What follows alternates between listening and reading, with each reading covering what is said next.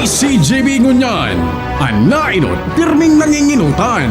Always number one. Always number one. DCGB 729 kHz. Enot sa Bareta, enot sa Gabos. Ang DCGB miyembro kan KBP, kapisanan ng mga broadcaster ng Pilipinas, ang oras niya to mga tugang alas 12:09.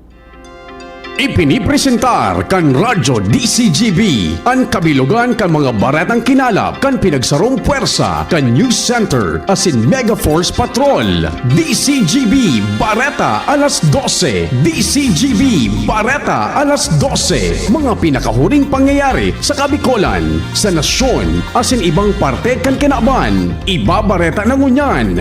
DCGB Bareta alas 12. Ngunyan ang sa inyong tagapagbareta. Diyos marinood to sa Indogabos, mga tugang ngunyan na aldaw nin Biyernes, September 5, 2025. Ini ang Bareta alas 12. Kami po ang sa indong mga tagapagbareta. Sa pangalan po ni Ma'am Gina Ritterly, ako po si Jasmine Balon. Ako man po si Bert Nunez. Headlines kan Darakulang Bareta sa lado lokal, operasyon kan Pantaw Port sa Libon Albay, malabo pa. Opisina sa LTO Legazpi District, suspendido poon ngunya na alas 12 nin pagkaudto. Dahilan kan Ibalong Street Dance Competition. My Heart Health Caravan kan Albay Provincial Health Office bukas na sa publiko. Rehistrasyon para sa agrikultura kan DA Bicol bukas na. Sa lado National Independent Commission na maimbestigar sa mga anomalya sa DPWH, gustong tawan ni Presidente Marcos nin subpoena power. Pagpapakontempt sa kontraktor na si Sara Vizcaya, posibleng mangyari sa masunod na pagdamo kan Senado. Listahan in holidays, special non-working days para sa 2026, ipinaluwas na. OCD pigingganyaran publiko na makisumaro sa third quarter nationwide simultaneous earthquake drill. Sa ibang nasyon, Portugal, dineklaran ang National Day of Mourning kasunod kan Lisbon funicular crash na guminadan nin 15 katawo. Baretang Sports, Pinay tennis star Alex Yala laog na sa quarterfinals kan Guadalajara 125. Yan po ang headlines ngunyan sa mga detalyes kan mga bareta. Ang baretang ini hatod sa Indukan. Plemex for Kids. Mommies, agapan agad ang ubo at plemang nakabara. Pambatang lagundi. Plemex! Malabog pang magkaigwanin operasyon ang Pantaw Port sa Libon Albay, apisar kan nagkaigwa na ininin soft opening kan nakaaging administrasyon ni Gobernador Greg Lagman. Sa presenteng administrasyon ni Gobernador Noel Rosal, day panggila-gila kung ano ang plano para sa Pantaw Port. Mientras tanto, ipinahayag ni Libon ABC President Cap Jopet Fernandez na sangunyan dahil sa pagrasay kan mga bulod sa kada bes na may mga makusog na pag-uran, diretso ang mga ini sa kadagatan. Resulta kay ini silted na o hababawon ng marhay ang Pantaw Port, kun kaya imposibleng maduungan ini nin darakulang barko dahil siguradong masadsad ang mga ini.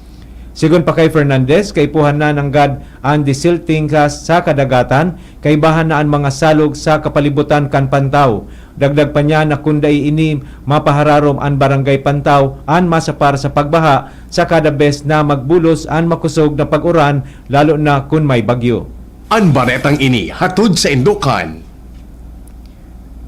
Artisan Joint Supplement, bumabagal ang galaw dahil sa joint pain at arthritis. Mag-Artisan. Suspendido ang opisina kan Land Transportation Office o LTO Legazpi District Office. Ngunya na aldaw po na alas 12 nin pagkaudto. Sigun si pinaluwas na anunsyo kan LTO Legazpi. Dahilan ini kan traffic advisory kan lokal na gobyerno kan Legazpi para sa gigibuho na Ibalong Festival 2025 Street Dance Competition.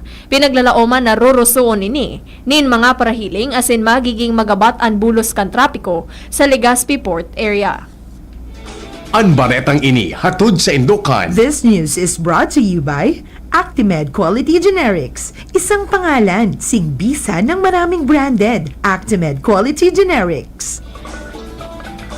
Formal nang binuksan kasuhapon kan Albay Provincial Health Office ang Albay In My Heart Health Caravan na mataon nin esensyal na serbisyong pansalud sa mga empleyado kan gobyerno probinsyal. Sigun sa APHO, madurar ang aktibidad sa kod Septyembre 18 ngunya na taon.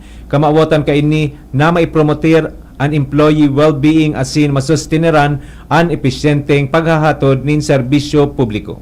Ang baretang ini hatod sa Indukan. Plemex. Pag may ubo o hika, Plemex agad. Basta lagundi, Plemex. Formal nang binuksan kan Department of Agriculture o DA Bicol ang rehistrasyon para sa agrikultura through the Youth's Lens photo contest sa bilog na probinsya nin Albay. Sigun sa ipinaluwas na anunsyo kan DA Bicol sa indang opisyal na Facebook page, pwedeng magpartisipar sa kompetisyon ang mga hobe na may edad 15 anyos sa good 30 anyos asin naka-star sa Albay.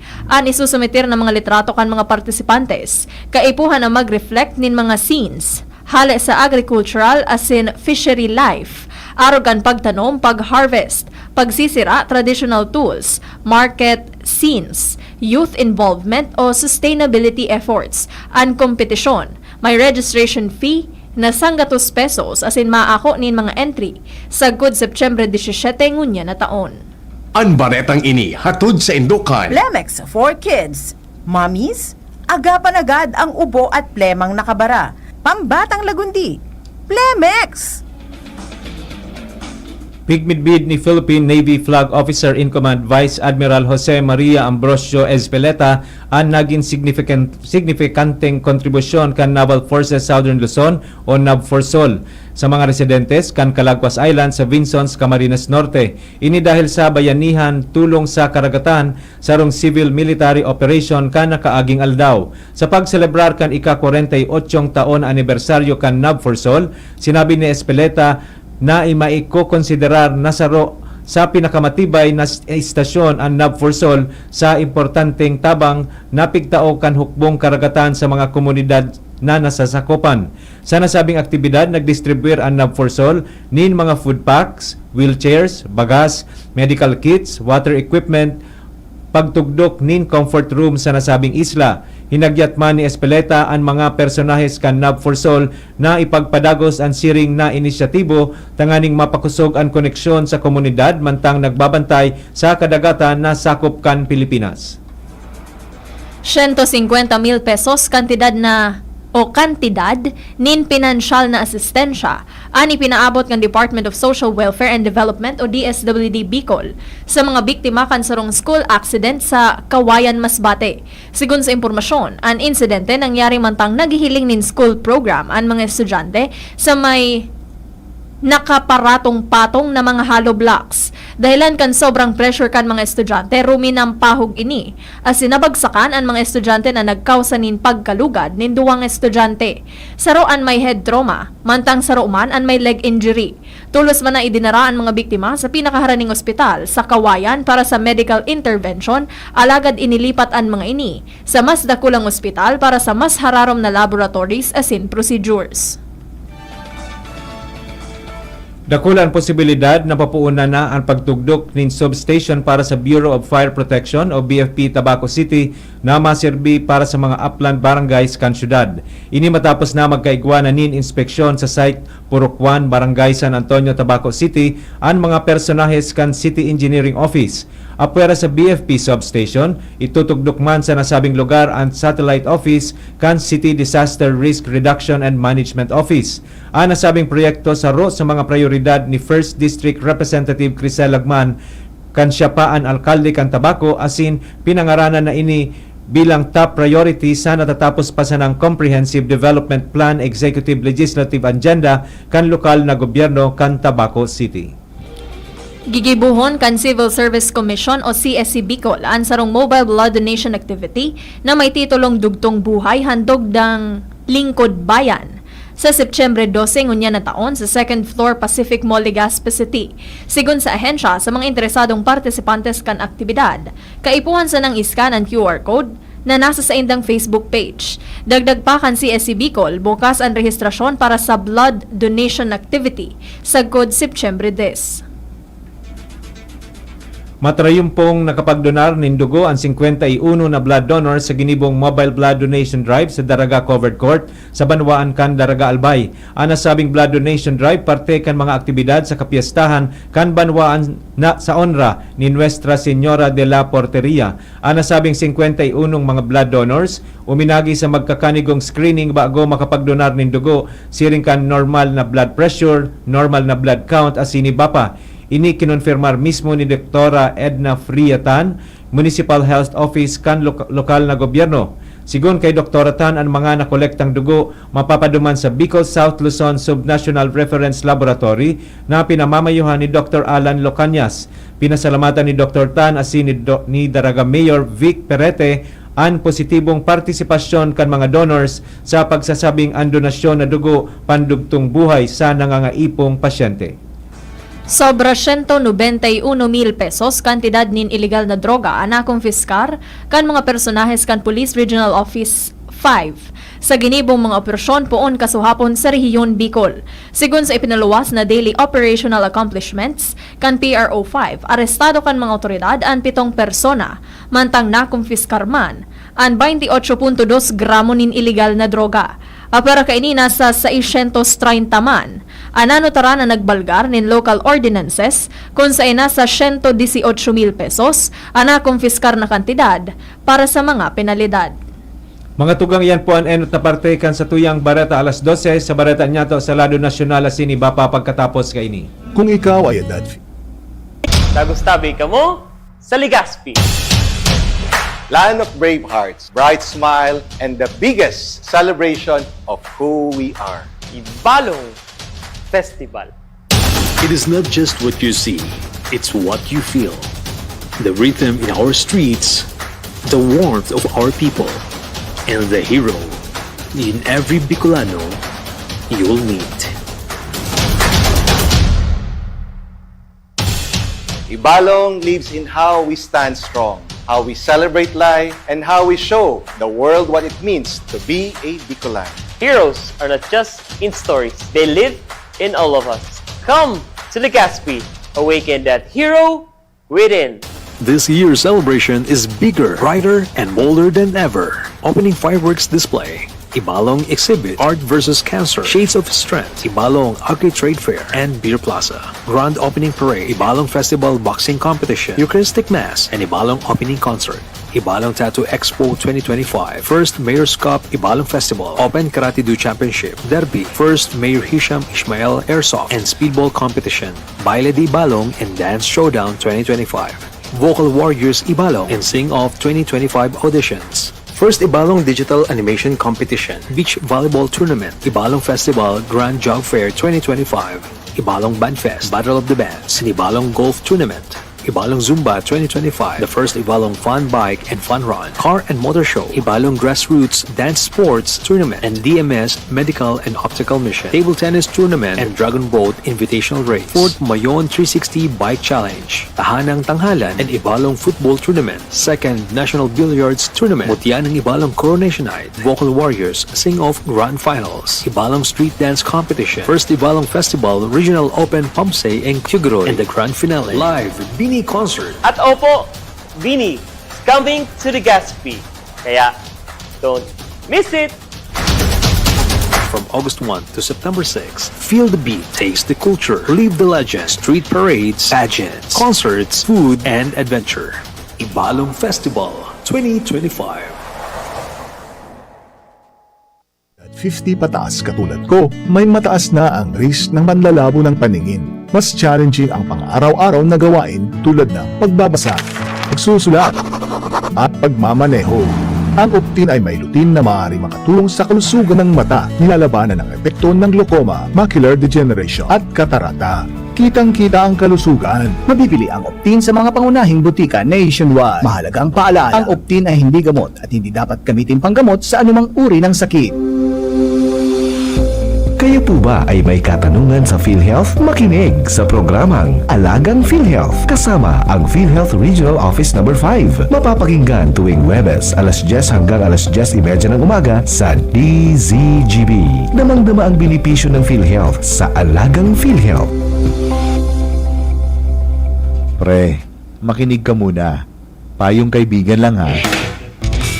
Work hard, play hard. Yan ang motto ko dati. Pero nakakapagod din pala katagalan. Sa gitna ng lahat ng mga puyat, inom at pagkain ng masasarap, kasama na ang oily at fatty foods, kailangan pa ring bantayan ang kalusugan. Tamang kontrol ang kailangan. Katuwang ko, ang Liverade. May Silimarin na maaring makatulong protektahan ang atay. Cheers to more good times. Be a liver lover.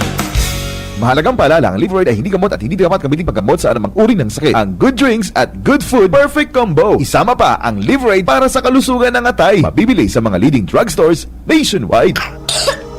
Ubo ng anak? Nakababahala? Baka plema. Para dyan, Plemex for Kids ang pambato ko. Ang Plemex for Kids ay gawa sa lagundi. Tinutunaw at pinalalabas ang plema. Ginhawa para sa bata, peace of mind para kay mommy. Camille Prats Yambao po, nagfi-flex for Plemex. Pambatang lagundi, Plemex! Vitex Segundo L is the generic name of Plemex for kids. If symptoms persist, consult your doctor. Mommies, agapan agad ang ubo at plemang nakabara. Pambatang lagundi, Plemex! Balik po kita sa Bareta alas 12 para sa detalyas kan mga Bareta sa Lado Nasyonal asin iba pa. Ipinahayag kan Malacanang na gusto ni Presidente Ferdinand Marcos Jr. na tawan in subpoena power an independent commission na mag-imbestigar sa mga anomalya sa Department of Public Works and Highways o DPWH. Sigun kay Palace Press Officer Claire Castro, kamawatan kan Presidente na magkaigwanin sufisyenteng autoridad ang komisyon para maipaapod asin mapanimbag ang mga embwelto sa mga irregularidad. Kasabay kay ini, ipighiras ni Castro na nasa proseso na kan pag-finalize ang executive order para sa pagbilog kan komisyon. Pigaadala na ni Senate President Pro Tempore Jinggoy Estrada ang dagos ng pagpapasite in contempt sa kontraktor na si Sara Diskaya sa mga masunod na pagdangog. Direktang sinabi ni Estrada na utikon si Diskaya asin ang mga naging pahayag kaini sa pagdangog kan Senate Blue Ribbon Committee. Iyong an full of inconsistencies o paiba-iba. Igwa na pugol na impormasyon si Estrada na nagtataonin 40% na advance na kickback sa mga opisyalis kan Department of Public Works and Highways o DPWH. Si Diskaya suhay sa pagsayo makaini sa ikaduwang pagdangog. Kanhaputon man ang senador kung nagtutubod siya sa paliwanag kan abogado ni Diskaya na kaya wara duman kan primero ang mga lunadan sa garahe sa property kan mga Diskaya dahil pigagamit asin pigbabaha sa lugar. Simbag man ni Estrada na tell it to the Marines. Apera kay Estrada nagtubod man si Senator Ronald Bato de la Rosa na dakula ang tsansa na naguutik mananggad si Diskaya dahil dakul ining alanganin na pigsasabi sa hearing. Partikular na sa claim kan kontraktor na 23 na taon na siyang 23 na taon na siyang nasa construction industry. Pero kan mahiling ang mga records, taong 2012 pa sa naini nagpuon. Opisyal nang ipinaluwas kang Malacanang ang listahan kan mga regular holidays as in special non-working days para sa taon 2026. Regular holidays ang Enero 1, Huwebes, Bagong Taon, Abril 2, Huwebes Santo, Abril 3, Biyernes Santo, Abril 9, Huwebes, Araw ng Kagitingan, Mayo 1, Biyernes, Labor Day, Hunyo 12, Biyernes, Araw ng Kalayaan, Agosto 31, Lunes, Araw ng Mga Bayani, Nobyembre 30, Lunes, Bonifacio Day, Disyembre 25, Biyernes, Christmas Day, asin Disyembre 30, Miyerkules, Rizal Day. Mantang special non-working days naman ang mga minasunod. Agosto 21, Biyernes, Ninoy Aquino Day, Nobyembre 1, Domingo, All Saints Day, Disyembre 8, Martes, kapistahan kan Immaculada Concepcion, Disyembre 31, Huwebes, ultimong aldaw kan taon. Dagdag man na special non-working days ang Pebrero 17, Martes, Chinese New Year, Abril 4, Black Saturday, Nobyembre 2, Lunes, All Souls Day, Disyembre 24, Huwebes, Christmas Eve, mientras na special working day ang Pebrero 25, Miyerkules, EDSA People Power Revolution Anniversary. Mantang ang mga petsa para sa Idil Adha, iyo ang pig-anunsyo sigon sa rekomendasyon kan National Commission on Muslim Filipinos base sa Hijri o Lunar Calendar. Gigibuhon sa masunod na semana, September 11, 2025, ang third quarter nationwide simultaneous earthquake drill. Sigon sa Office of Civil Defense o OCD, sa Camp Aguinaldo, gigibuhon ang ceremonial pressing of the button bilang senyal kan sarabay na pag-ensayo sa bilog na nasyon. Mientras na sa libingan ng mga bayani sa Taguig City, gigibuhon ang full-scale exercise. Papanginotan ini kan OCD kaibahan an man iba-ibang ahensya, kan gobyerno, uniformed services, mga lokal na gobyerno asin iba pang sektor.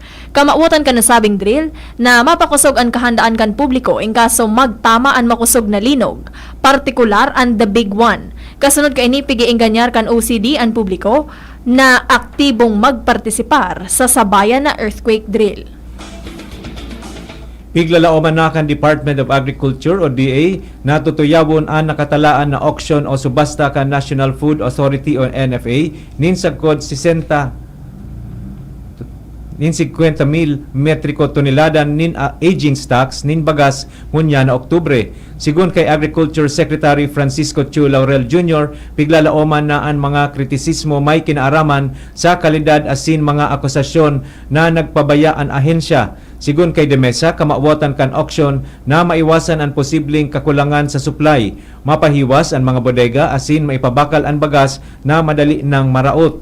Pigkakarkulong na sa 1.2 milyon na sako o 13% ang buffer stock ang NFA ang isasabay sa subasta. Ini ipapabakal sa presyong puon 25 or 25.01 sa code 27.96 kada kilo depende sa durasyon kan pagkakasaray kan bagas. Sa ngunyan may buffer stock ang NFA na 450,000 metric tons na katumbas nin 12 aldaw na emergency supply ka nasyon. Nagsayuma na magkomento ang Malacanang may kinaaraman sa propwestong ibaba ang minimum age requirement para sa mga makandidatong presidente, vice-presidente asin senador sa 2028 national elections. Sigon kay Palace Press Officer Claire Castro, gusto ngo na ni Presidente Ferdinand Marcos Jr. na mahiling ang bilog na detalye kan propwesto bago magtaonin komento. Tinawan doon ni Castro na difícil sabiho na pabor o kontra ang presidente. Sagod bako bilog ang impormasyon. Magigirumduman na pigsusulong kan binansagan na young guns sa Kamara and resolution of both houses number 2 na may kamauotan na amyendaran ang 1987 Constitution sa paagi kan Constitutional Convention. Sa lindong kaini, ibababa sa 35 hali sa 40 anyos na edad kan pwedeng magkandidatong presidente asin vice-presidente, mantang 30 anyos hali sa 35 anyos para man sa senador. Sinabi ni Castro na trabaho kan Kongreso ang isyong ini asin hahalato na sana ni Presidente Marcos kung maabante ang nasabing lakdang. Pareta sa ibang nasyon, pigdeklarar kan Portugal ang National Day of Mourning matapos magadaan ang nasa 15 katawo matapos madiskaril ang funicular cable railway asin tuminama sa sarong edipisyo sa Lisbon. Kaibahan sa mga nagadaan, iyo ang mga dayuhan mantang nasa 18 na iba pa ang nalugadan sa insidente kung sa 5 ang nasa seryosong kamugtakan mantang may sarong aki ang nagsapar nin minor injury. Naglansar na nin investigasyon ang Public Prosecutor's Office may kinaaraman sa insidente. Sa ngunyan pig-aaram pa kung pira ang kabilugan na lunad kan Gloria Funicular siring man ang pagkatawo asin nasyonalidad kan mga nagadan. Base sa reports kan local media, inistorya kan mga testigos sa pangyayari na natangkas ang kable sa napig-agihan kan bantog na streetcar asin daing preno na dahilan kaya nawaran ini nin kontrol asin buminadol sa sarong edipisyo harani sa Avenida da Libertad. Ang nasabing cable railway, 140 years old na asin nakakonektar sa downtown kan Lisbon upper quarter na pigdadayon nin mga turista. Baretang sports, laog na sa quarterfinals kan Guadalajara 125 si Pinay tennis star Alex Yala. Ini matapos na daugon niya si Varvara Lepchenko sa score na 5-3-7. 7-6-3-5-3 sa saindang round of 16 games sa kawat na ginibos sa Mexico. Enot ng kinansilaran kawat kan duwa dahil sa kusog kan uran kasuod mang aga kung sain pugol ni Yala ang 3-2 na advantage sa third set. Tulos na nakabawi ang Pinay tennis player as sinakuha ang duwa pang ganas sa kawat. Piglalaoman na makakalaban ni Yala si Nicole Fossa Huergo kan Italy sa quarterfinals.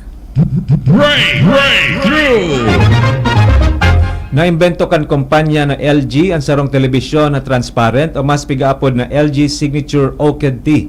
Sigun sa kumpanya, ang telebisyon sarong transparent na 77-inch screen kung saan ang imagery na ipapahiling nagari naglulutang sa paros. Ang TV pwedeng makapag-display nin man iba-ibang artwork dahil sa always-on display feature kaini o pwede man na paltukon asin maginsalming. Apwera kaini nakakonektar man ang telebisyon sa cable o TV aerial na daing nagagamit nin kable gamit ang Zero Connect box kan LG kun kaya daing mga nakakaulang na kable.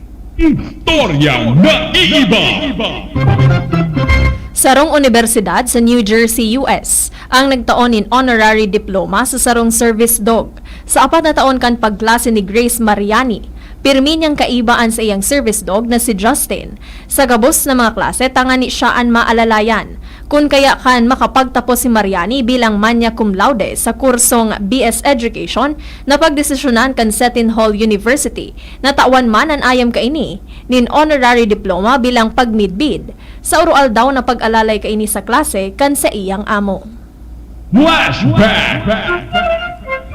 Ngunyan na aldaw September 5 taon 1905 namundag si Lorenzo Sumulong Sr. sa Antipolo Rizal. Si Sumulong ang prominenteng Pilipinong politiko na nagserbi sa Philippine Senate sa laog nin 4 na dekada asin inirepresentar ang nasyon bilang delegado sa United Nations. Sa iyang pagtukaw bilang senador, pinamayuhan niya ang Senate Committee on Public Accountability o ang Blue Ribbon Committee. Pinag-imbestigaran niya ang mga notableng kontrobersiya arukan Tambombong Buena Vista Estate deal asin ang Harry Stonehill scandals. Mga tugang iyan na po ang kabilugan kan sa tuyang alas 12 mga bareta, tinipon asin kinalap sa DCGB News Base. Sa pangaran kan mga nagsurat kan bareta na pinamamayuhan kan sa tuyang News Manager and News Director Sir Mar de la Cruz, kay ba si Miss Nicole Gloriani, social media writers Miss Jenny Machi Balyaran, Miss Shara May Leron asin Mr. Jimos Barrios, sa lado technical po kay bahanta si Sir June Apolis asin si Mr. Jerome Nico Martinez ang sa tuyang IT. Sa ngaran po kan bilog na tropa kan Mega Force Patrol asin sa pangaran kan mga nag-aantabay sa DCGB News Facebook page, DCGB YouTube channel, DCGB Live app asin sa 729 kHz sa pihitan kan sa indong mga radyo, kami po ang sa indong mga naging tagapagbareta. Sa pangaran po ni Ma'am Gina Ritterly, ako po si Jasmine Baloloy. Ako man po si Bert Nunez. Abangan po ang masunod na programa, Iskaramusa with Miss Angel Mostasa. Salamat po. Sa indong nadangog ang mga darakol